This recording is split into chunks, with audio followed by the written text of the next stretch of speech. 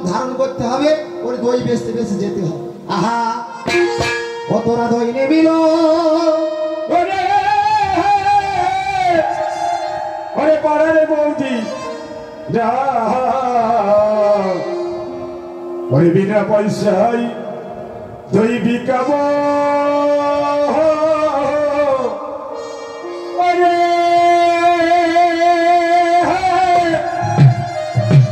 পয়সা লাগবে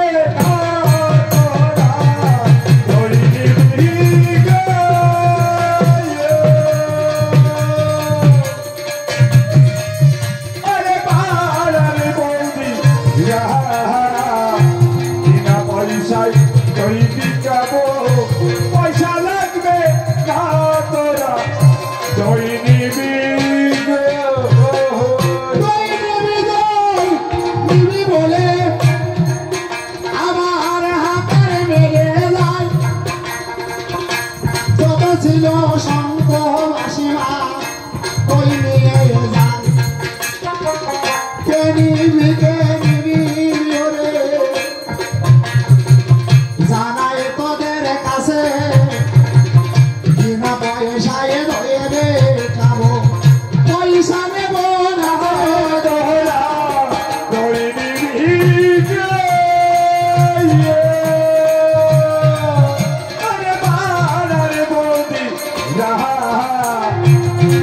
পয়সায় দই বিকাবো পয়সা লাগবে না তোরা দই মাগো এই দইটা কে জানে? আমার মা হচ্ছে দুধের পাত্র আর আমার পিতা হচ্ছে সাজা দেবার পাত্র। তাহলে দুধে যদি সাজা না দেওয়া যায় তাহলে কিন্তু দই বসবে। তাহলে এই দই বংশ পরম্পরা হতে হতে আসছে। কেননা সর্বপ্রথম আমার ঠাকুরদাদা দিয়েছে আমার ঠাকুমারে দুধের সাজা, তাহলে এইভাবে আমার পিতা দিয়েছে আমার মায়ের, আমি দিয়েছি আরেকজনের, তাহলে এইভাবে দইয়ের সাজা দিতে দিতে আসছে বংশ পরম্পরা সবার আমার। তাহলে এই জায়গায় মা যদি কোনো মা থাকে 16 আনা যেন পয়সা আমার হাতে দেয় মনসার হাতে, যেন ওই সাজাটা সারা জীবন তার বংশে বেঁচে থাকে। পিতা হোক মাতা হোক বাবা হোক মা হোক যেই হোক যেন 16 আনা পয়সা আমার হাতে। দই নিবি বলে মনসা আমার হাতার মেরে নাই যত ছিল শঙ্খ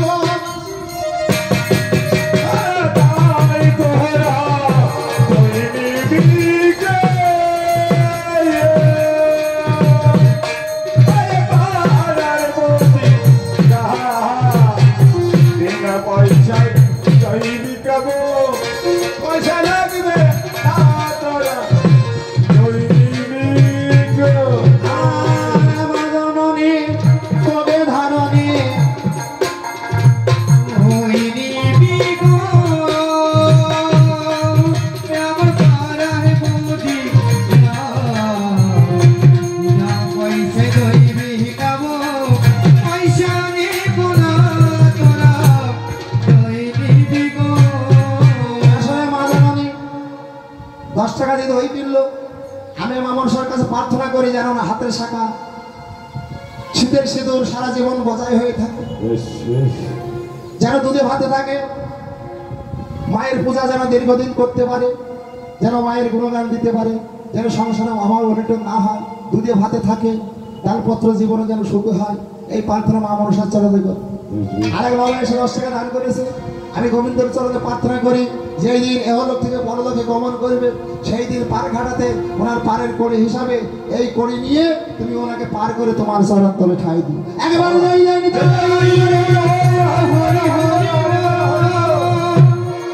এবার ওই দই বেচতে বেচতে চলে গেল, সবাই দই নিয়ে গেল। এক জায়গায় একটা ঘর বন্ধ, সেটাই হলো ধনন্তরের বাড়ি। এমত অবস্থায় ওই সুশীলা বলছে, ও তো নারী, কোথায় বাড়ি? তোমার কি লজ্জা শরম নেই? তুমি একটা মেয়ে হয়ে এই গোয়ালা রূপ ধারণ করে মাথায় করে দই বেঁচে বেড়াচ্ছ, তোমার কি লাজ লজ্জা নেই?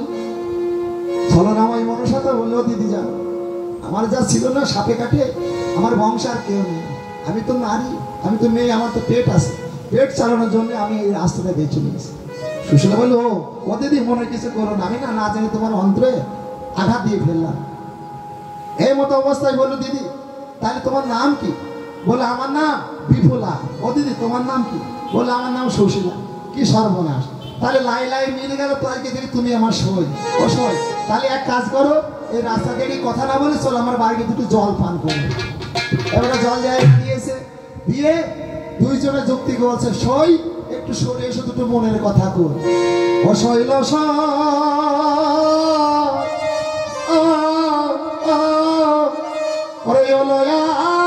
আমার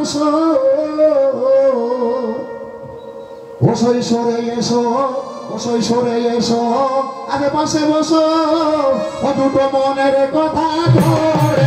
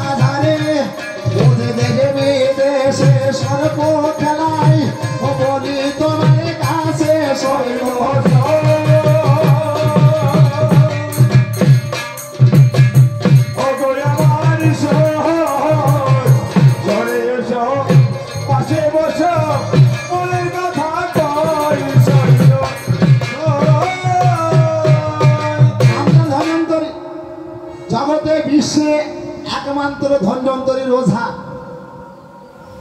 অসুর আমার স্বামী না দেশ বিদেশে সর্প খেলাতে খেলাতে সর্পের আঘাতেই মারা গিয়েছে। আমি শুনেছি যে জাতের অত সে তাতেই কত। ও দিদি তাহলে আমার স্বামী যখন মারা গিয়েছে আমি না কিছু বুঝতাম না, জানো? তা তুমি তো আমার ছাড়া বয়সে বড়, নিশ্চয় আমার ছাড়া বুদ্ধি তোমার ভালো। দিদি গো তুমি এক কাজ করো, ওই ধন্বন্তরী যখন বাড়ি আসবে তখন তাকে জিজ্ঞাসা করবে সে কিসে মরবে আর কিসে বাঁচবে। চলে গেল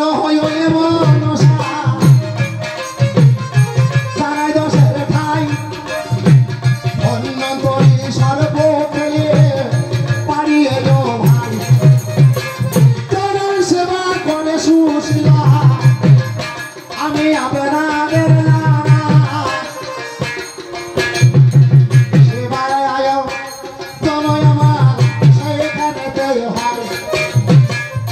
সেবা করে ধন্বন্তরী আপনাদের জানাই। এবারে আসো মন করে রোজা অভিহে চলে যায়।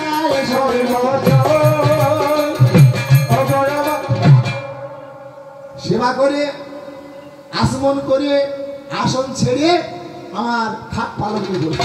সুশীল আমার পিছু পিছু কি চরম সেবা করছে। ওগো স্বামী একটা কথা বলবো। কি কথা বলো না? এই যে তুমি দেশ বিদেশে সর্ব খেলাও, না জানি তোমার কোন দিন কি হয়ে যায়। তুমি ছাড়া এই জগতে আমার আর কেহ নেই। তাহলে বলো না তোমার যদি কিছু হয়ে যায় আমি কি ধরে থাকবো? বেশ পাগল, আমার হচ্ছে ধন্বন্তরী, আমার হচ্ছে ইচ্ছা মরণ। আমি যদি বলি মরবো মরবো, না হলে মরবো। তবে হ্যাঁ জন্ম যখন নিয়েছি মরণ তো একদিন আছে, কিসে না কিসে আছে। তবে জানিস শিবের আছে শিরোমণি, তার মধ্যে আছে মন্দাকিনী। ওই হতাশনে জলে এক উদয়ে নাগ আছে। এই উদয় নাগকে গোধরে লগ্নে যদি কেউ নিয়ে আসে, শিবের শিরোমণি শিবের মস্তকে দেখবেন একটা উদয় নাগ, নাগটা নাম আছে উদয়। একটা নাগ আছে জটার ভিতরে, ওই নাগটার নাম উদয় নাগ। ওই উদয় নাগকে যদি মত্ত ধামে নিয়ে আসে, গোধূলি লগ্ন, নাই সন্ধ্যা নাই বিকাল, সূর্য অস্ত্র চলেছে, এমত অবস্থায় ধন্বন্তরী সর্প খেলিয়ে বাড়ি আসবে। এক পা থাকবে ঘরে, এক পা থাকবে বাইরে। চালের পাতা হইতে যদি মস্তকে দংশন করে তাহলে মরলেও মরতে পারে। এইবার ধন্বন্তরী সর্প খেলিয়ে বাড়ি আসছে, এসে বলল গলা টানা পরে আবার প্রভাতকালে সর্প খেলাতে চলে গেল। মনসা আমার এসে জেনে নি দিদির কাছে বলছে, দিদি গো চল, জানা হয়েছে কি? বলে পিতার কাছে যেতে হবে, তাই নাকি? বলে চল। পিতার কাছে যাচ্ছে আর বলছে, আহা ওরে আজ বড় আনন্দ হলো রে, আমি যাবো কৈলাস ভুবনে, আজ বড় আনন্দ হলো রে, আমি যাইব আজ ভুবনে, আজ বড় আনন্দ হলো রে। আর দুই বনেতে টুকিটি করে কৈলাসে যাবে, আজ বড় আনন্দ হলো রে, আমি যাব কৈলাস ভুবনে, আজ বড় আনন্দ হলো রে। আর সোনার নকল দুই বনেতে মালা বেঁধে নিল রে, আজ বড় আনন্দ হলো রে, আমি যাব কৈলাস ভুবনে, আজ বড় আনন্দ হলো রে। আর পিতা দয়া আলোয় দিয়ে দর্শন দিল রে, আজ বড় আনন্দ হলো রে, আর পিতা বলে যাবে কন্যা বসে সিংহাসনে রে, আজ বড় আনন্দ হলো রে, ওরে পিতার রে এলে কন্যা বলে আমার কাছে রে, বড় আনন্দ হলো রে, আর কন্যা বলে যাবে পিতা বলি তোমার পায়ে রে, বড় আনন্দ হলো রে। পিতা এসেছে তোমার কারণে, বিশেষ করে জানো পিতা তোমার মস্তকে যে উদাই নাগ আছে, উদাই নাগকে দিতে হবে, নইলে আমার পূজা হবে না। আমি দেবী কন্যা হয়ে বারে বারে ওই চন্দ্রধরের কাছে যাই, কত গালিগালাজ, কত কটু ভাষা, কত লাতি ঝেঁকা পিতা পড়ারে না সই। পিতা তোমার কাছে উদাই নাগ আমাকে দিতে হবে, নইলে আমার পূজা হবে না, আমাকে কেউ দেবী বলে মানবে না। বেশ, তবে তোমাকেও একটা কথা দিতে হবে। কি কথা পিতা? বলো উদয় নাগকে যদি নিয়ে যাও, ধন্বন্তরী মরে গেলে কিন্তু ধন্বন্তরকে তোমার কার্য মিটে গেলে আবার জীবিত করতে হবে, কেন তার কোনো অপরাধ নেই, যার কারণে তোমাকে আবার বাঁচাতে হবে। বলে বেশ পিতা, আমি ধন্বন্তরীকে বাঁচালাম। এবার উদয় নাগ নিয়ে আসলো, উদয় নাগ নিয়ে আমার চালের মাথায় রেখে দিল। গোধূলি লগ্নে চলে আসলো, সর্প খেলিয়ে বাড়ি আসলো, এক পা বাইরে এক পা ঘরে, মস্তকে দংশন করেছে। যেমন মস্তকে দংশন করেছে, ধন্বন্তরী মা মা বলে চিৎকার উঠেছে। সুশীলা মা তাড়াতাড়ি করে ছুটে এলো, কি হলো স্বামী, কি হয়েছে? মা করে চিৎকার করে উঠলে কেন? জানো আমার মৃত্যুর কথা তুমি কি কাউকে বলেছিলে? বলে, হ্যাঁ স্বামী জানো, আমার একটা সই আছে, তাকেই আমি বলেছিলাম। কি সর্বনাশ, কি কাজ করেছো সুশীলা? এখন তাহলে তো বাজারে যেতে হবে। আর মনে হয় আমি বাঁচবো না, শিগগিরি শিগগিরি যাও, একবার ওই ধুলামানাকে দুই ভাইকে খবর দিয়ে নিয়ে এসো আমাদের। ধুলামানাকে খবর দিতে গেল, আর ধনন্তরে বলছে, ও জনে মোলা ওরে বহল হবে রে, আরে উদয় নাগের পিছে চলে মোরা, চলে করলাম রে,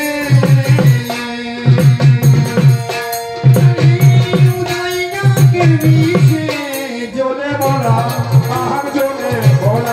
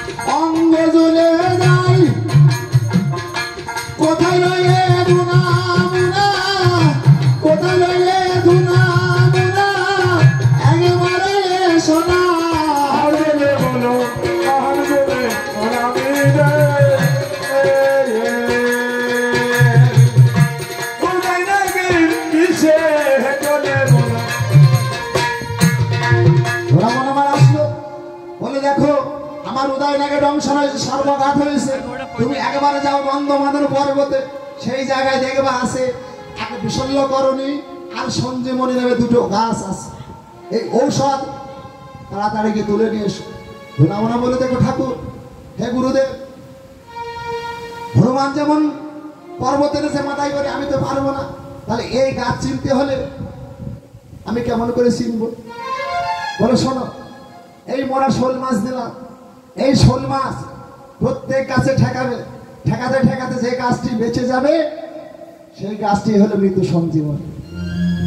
তোরা করে ধরা মোনায় আমার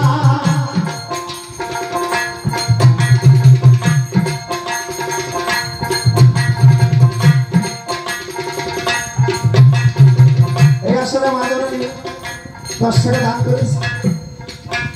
মা যেন চির সুখী হয়। যেদিন এহলোকে পরলোকে গমন করবে সেই দিন অনাদি গাদি গোবিন্দর চরণে প্রার্থনা, সেই দিন ওনাকে এই পাড়ে করে নিয়ে পার করে তোমার চরণ তলে যেন ঠাই দিই। চলে গেল ধুনা মোনায় আমার গন্ধ মাদনে পর্বতে, গাছেতে নিয়ে ধুনা মোনায় যে চলে গেল হবল। মাছকে গাছে ঠেকায় ঠেকায় আপনাদের জানাই, ওরে একটি গাছে মাছটি দেখো ওই না বেঁচে যায়। জনে বলো মহম জনে বলামি উদয় নাকি কিসে জনে বলো মহম জনে হরিনামে দহ উদয় নাগের বিষে জনে বললাম। গাছটি সঙ্গে সঙ্গে তুলে নিয়ে আসলো। এইদিকে মনসা ব্রাহ্মণের রূপ ধারণ করে রাস্তার মাঝে দাঁড়িয়ে আছে। ধনমনাকে বললো, বাবারে, গুরুমাতার রূপ ধারণ করে দাঁড়িয়ে আছে রাস্তার মাঝে। ধনমনা বলছে, বাবারে, তোরা এত দেরি করলি, তোর গুরুদেব আর নেই, তোর গুরুদেব দেহ রেখেছে। ওই দেখ শ্মশানে যা, তার সৎকার করে। গাছ ফেলে তো ঔষধ, ফেলে তো ঔষধগুলো কাজে লাগবে না। এবার ধনমনা ঔষধ ফেলে দিয়েছে। ঔষধ যখন ফেলে দিল, এইবার ওই নেতা দিদি কেউ ছাগল হয়ে ঔষধের গাছ যত সব খেয়ে গেছে।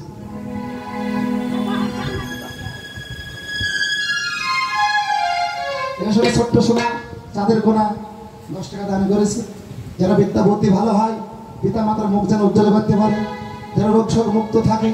আমি মা মনসার চরণে ওনার জন্য এই প্রার্থনা করি। ঔষধে যত গাছ ফেলে দিল, চলে গেল ধুনামনা শ্মশানে। শ্মশানে দেখে মায়া ধোয়া, কোনো সৎকার হচ্ছে না। ফিরে আসলো। ধনন্তর বলে, ধনামনা দাও, ঔষধ দাও। ধনামনা আমার কি করলে? অবাক হয়ে তাকিয়ে বলল, গুরুদেব, গুরুমাতা বললো যে আপনি নাকি দেহ রেখেছেন, যার কারণে ঔষধ ফেলে দিস। কি সর্বনাশ! তুমি কি কাজ করেছো? এক কাজ করো, ওখান থেকে ঔষধ নিয়ে আসো। ঔষধ আনতে গিয়ে দেখে ছাগলের ঔষধ সব খেয়ে ফেলেছে। চলে আসলো, বললো মাটি নিয়ে আসো। মাটি আনতে গেল, নদী হয়ে গেল। বলো একটা নদীর জল নিয়ে আসো। নদীর জল আনতে গেল, দেখে সব ফেনা হয়ে আছে। বলো ফেনাই নিয়ে এসো 1 গ্লাস। ফেনা আনতে কি দেখে মা রাজহংস সব ফেনা খেয়ে নিয়েছে, আর নেই। তাহলে মাই মনসার সহায়তা করেছে ওই রাজহংস, যার কারণ মায়ের হংস হচ্ছে রাজহাঁস। তাহলে এইবার ধনমনা ফিরে এসে বললো, গুরুদেব, সেখানে আর কিচ্ছু নেই। বললো তাহলে আমার আর কিছু করার নেই, আমিও দেহ রাখলাম। দেহ রেখে দিল। ধনমনা আমার চলে গেল কোথায়? শ্মশানে। শ্মশানে দাহ করে বলেছি তার কাজ সাজিয়েছে। এই মনসা মায়াবিনী বৈষ্ণবী ব্রাহ্মণের রূপ ধারণ করে বলছে, বাবারে, তোরা জানিস না সাপে কাটা রোগী গোড়াতে নেই, ওদের কলার মার করে ভাসিয়ে দিতে হয়। যদি কোনো রোজা বোধদের কানায় পড়ে তাইলে হয়তো বেঁচে যেতে পারে। মনসার কাজা ফল শুনে আমার মার করে ভেসিয়ে দিল। মনসা কিছু দূরে গিয়ে ওই আত্মাটাকে ধরে ধোনা রাক্ষসের ঘরে রেখে দিল। এই সাত, এই দেখ তো ধনন্তরী গেল। আর থাকলো কে? 6টা ছেলে। 6টা ছেলে ফুল বাগানে খেলা করছে। চন্দ্রদেব 6টা ছেলে ফুল বাগানে খেলা করছে। এবার আমার 6টা ছেলে ওই বাগানে খেলা করে। খেলা করতে গিয়ে তোর ছেলে কি করেছে? আমার ছেলেটাই পা দিয়েছে। আর কি রক্ষা আছে? আমার ছেলে বসিয়ে দিয়েছে। এই দেখ তো 6টা ছেলে গেল। 6টা ছেলে গেল। আর যদি এইভাবে না মানিস, তাহলে তোর 6টা ছেলে স্কুলে যায়, স্কুলে গিয়েছে, সনকা ব্রাহ্মণ বৈষ্ণব দেখতে পারে না। এক বৈষ্ণব কি বলছে, আমার দুটো ভিক্ষা হবে, ভিক্ষা দেও না। তার 6টা রুটি সনক আমার বিষ মাখিয়ে দিয়েছে। এবার ওই বৈষ্ণব বলছে, যাক দুটো সেবা করার জন্য অন্ন তো পেলাম, তাহলে এই সরোবরে আমি স্নান করে দুটো অন্ন সেবা করি। তাদের 6টা ছেলে স্কুল হইতে বাড়ি আসছে। আস্তে আস্তে বৈষ্ণবকে বলছে, ও বৈষ্ণব, ও গোসাই, তোমার ঝোলায় কিছু নেই, আমাদের খিদে লেগেছে। বৈষ্ণব মানুষ তো বলছে, হ্যাঁ বাবা আছে, আমার ঝোলায় দেখ 6টা রুটি আছে, তোরা 6 ভাই ভাগ করে খাও। তাহলে 6 ভাই যেমন 20 মাখা রুটি খেলো, 6 ভাই আমার প্রাণ ত্যাগ করবে। ছেলে গেল মারা।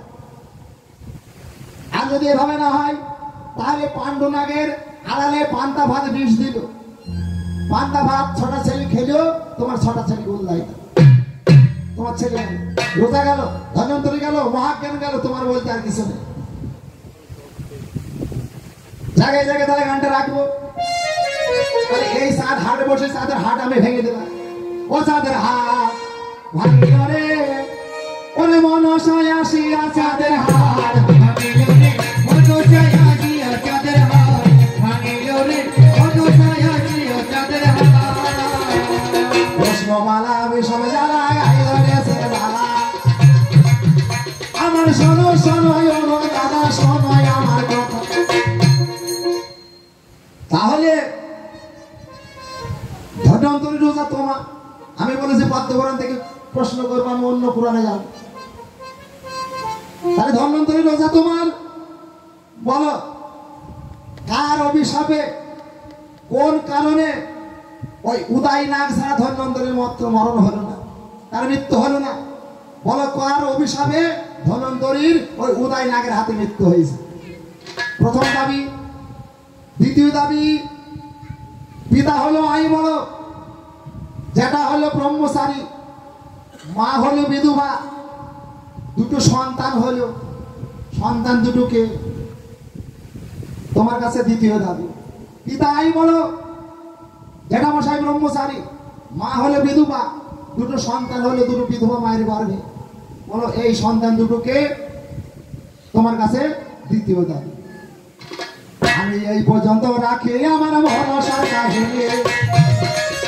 এবার যত আছেন কন্দিরানি বলো হরি হরি চাঁদের হাট ভাঙিল রে, মনসায় আসিয়া চাঁদের হাট ভাঙিল রে, মনসায় আসিয়া চাঁদের হাট ভাঙিল রে, মনসায় আসিয়া চাঁদের হাট ভাঙিল রে। ভাই ওরা কি টাকা নেবে না? আমি ঘুরুন বেশি নাকি সারা বেলা আমি করবো, তাহলে ওরা কখন আসবে? আসলে হরি বলতে আমরা ঘুমিয়ে পড়ে যাবে নাকি? ঘুমিয়ে গেলে রাখা যায় কি? আমার শোকেতে মাথা কয় না কথা ধরি তোদের পায়, আমার শক্তি মাথা কয় না কথা বাবু ধরি